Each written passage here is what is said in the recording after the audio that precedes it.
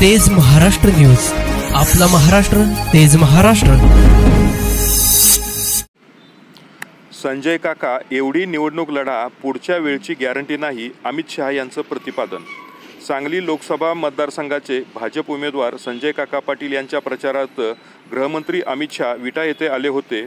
यावेळी बोलताना अमित शहा म्हणाले, मोदी सरकारने महिलांसाठी 33% आरक्षण दिलं आहे।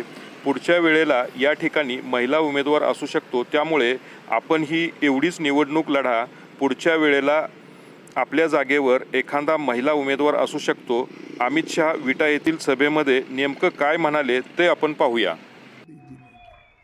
भाई और बहनों, माताओं बहनों को, मातृशक्ति को 33% विधानसभा और लोकसभा में आरक्षण देने का काम नरेंद्र भाई ने किया।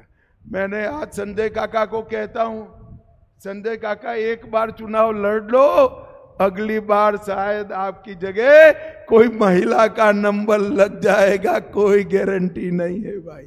33% आरक्षण मातृशक्ति को देने का काम नरेंद्र मोदी जी ने किया।